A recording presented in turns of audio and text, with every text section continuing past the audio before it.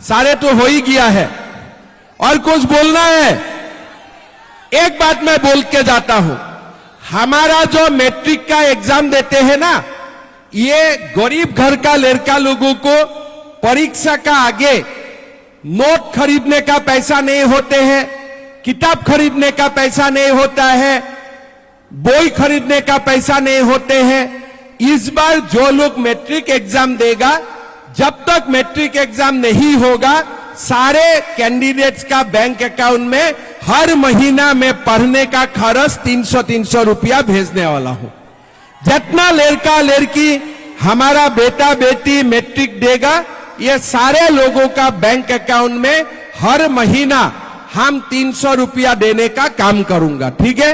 और साथ में हमारा जो ग्रेजुएट लड़का लोग है, जो ग्रेजुएशन पास करेगा, 1 साल तक ये सारा लड़का का बैंक अकाउंट में, मेरा बेटा का बैंक अकाउंट में हर महीना हम लोग 2,500 हजार रुपया भेजने का काम करूंगा 1 साल के लिए, जब तक उनका कुछ ना हो जाए। तो ये सब काम लुंगी ढूटी से बहुत बड़ा है। लुंगी ढूटी से हमारा बीजेपी का इलेक्शन और आगे आगे मोटा मोटी इस्ट वेस्ट कॉरिडोर कम्प्लीट हो যাব। আৰু 2 মাসৰ ভিতৰত বৰাকৰ ৰাইজে আৰু এটা ভাল খবৰ শুনা পাব। গুৱাহাটীৰ পৰা বৰাপানী আৰু বৰাপানীৰ পৰা পঞ্চগ্ৰাম, গোটেই গুৱাহাটীৰ পৰা পঞ্চগ্ৰাম আহি পাওঁতে লাগিব মাত্ৰ 5 ঘণ্টা সময়, 5 hours। এতিয়া ভাৰত চৰকাৰ আৰু আমি লগ লাগি 25,000 কোটি টকাৰ ৰাস্তাৰ স্কিম বনাইছো। বৰাকৰ গুৱাহাটীৰ পৰা বৰাপানী, বৰাপানীৰ পৰা মেঘালয়ৰ মাজেদি টানেল বনিব আৰু আমি হাইলাকান্দি জিলাৰ পঞ্চগ্ৰামত আহি খাৰা হৈ যাম উইদিন 5 hours। নাটক লাগিছে, হয় না নহয়? কিন্তু যখন আমি বলছি এটা করতে হবে, এটা হবে, এটাও আমি আপনাকে বলতে চাই, ঠিক আছে। আগতে বৰাক উপত্যকাক লৈ এইবোৰ কথা কোনেও চিন্তা কৰা নাছিল, অকল বিজেপি দলে এই কথাবোৰ চিন্তা কৰিছে। আজি কিমান বছৰৰ পৰা বৰাক উপত্যকাত মাত্ৰ একটা মেডিকেল কলেজ আছিলে।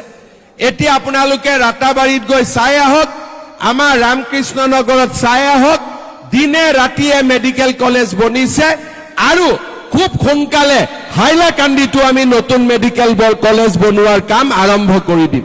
তার মানে বরাকে 3টা জেলা আর 3টা জেলায় 3টা মেডিকেল কলেজ, এরকম কাজ আগে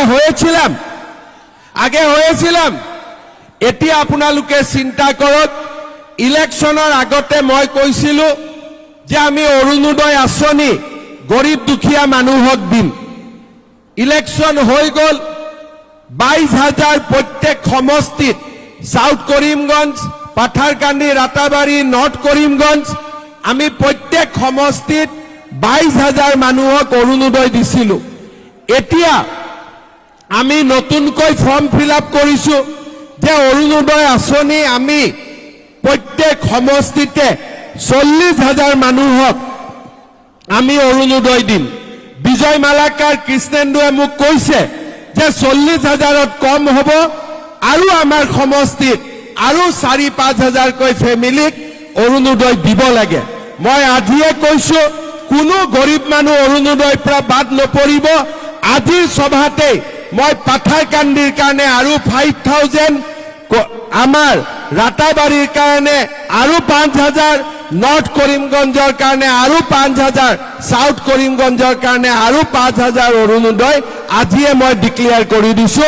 উইদিন 2 months সকলো গৰীব দুখীয়া মানুহে অৰুণোদয় আঁচনি পাই যাব।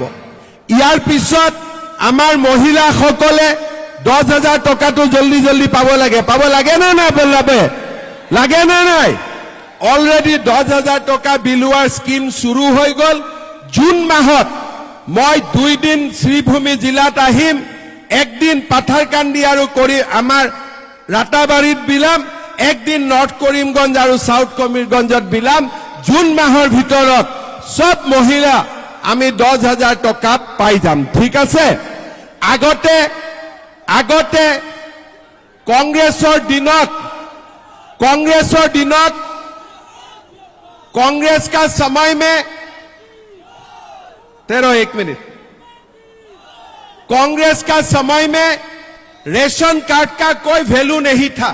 खाली वो बांग्लादेश से जो आते थे वही लोग रेशन कार्ड पुलिस को दिखाते थे कि हम लोग भारतीय हैं।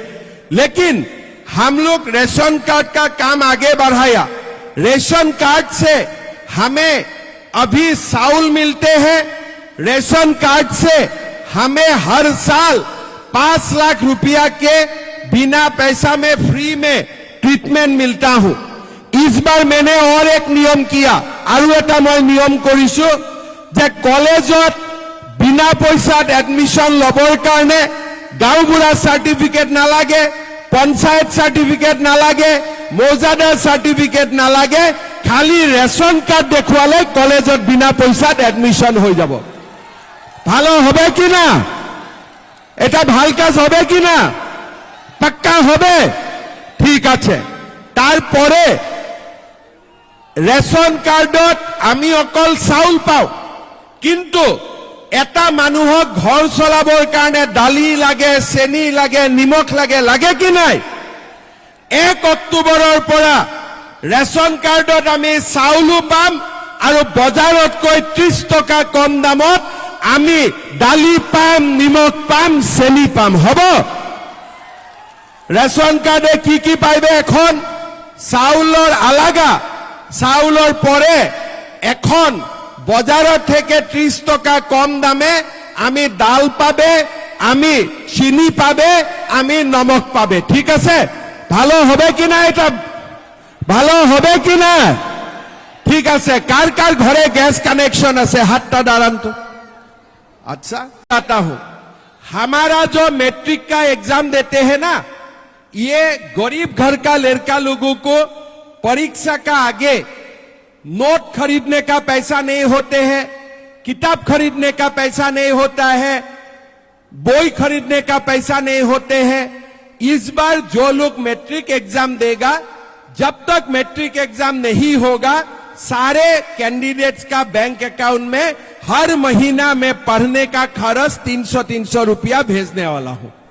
जितना लड़का लड़की हमारा बेटा बेटी मैट्रिक देगा, ये सारे लोगों का बैंक अकाउंट में हर महीना हम 300 रुपया देने का काम करूंगा। ठीक है?